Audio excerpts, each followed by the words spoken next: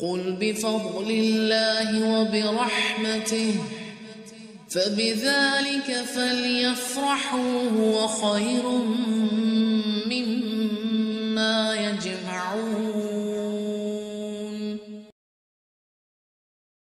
اب آپ یہ کہتے ہیں کہ اچھا پھر اپنے استادوں کی باتوں کو نہ سنیں اور نہ سمجھے، تو یہاں سب سے بڑا فیصلہ کر کے اٹھیے گا آج کہ استاد بنانا کس کو ہے۔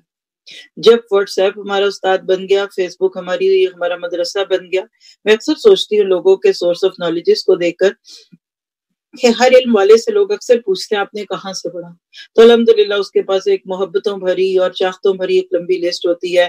میں اس ادارے میں گیا، میں نے اس استاد سے فائدہ اٹھایا، میں نے ان شیخ سے پڑھا، میں نے ان سے پڑھا۔ خوشی بھی ہوتی ہے اور ہونی بھی چاہیے، لیکن کل کے دور میں جو لوگ اپنا سورس آف نالج، اپنا مدرسہ دیں گے، کہیں وہ گوگل شیخ تو نہیں ہوگا جس پہ ہر ایک ہی بیٹھا ہوا ہے۔ آپ کے اس کوئی کرائٹیریا نہیں، ایک عالم گوگل سے فائدہ اٹھائے بہت زیادہ اٹھائے گا۔ اس کا وہ وقت جو گھنٹوں کے اعتبار سے لگتا تھا کسی ایک بات کو ڈھونڈنے میں، وہ چند منٹ میں ڈھونڈ لے گا۔ لیکن آپ میرے جیسا کوئی شخص اگر جس کو بھی الف بے نہیں پتا، وہ جا کر چیک کرے۔ ایک بچی نے مجھے کہا، بہت پہلے کی بات ہے، بہت پہلا نہیں یعنی 1 آدھ سال پہلے، کہ مجھے ایک ڈاؤٹ تھا کہ میں چہرے کا پردہ کروں کہ نہ کروں، اور میں نے کہیں سنا قرآن میں، جیسے آپ کو پتا ہے کہ اکثر قرآن کے سفر میں آتی ہے سورۃ احزاب میں یہ باتیں، تو میرے دل میں عرض آئی اور میں نے کہا کہ بس میں نے یہ کرنا ہے۔ لیکن پھر مجھے کسی نے کہا اچھا نہیں، تم ذرا اور بھی سن لو، ان کی باتیں کیوں سنتی ہیں؟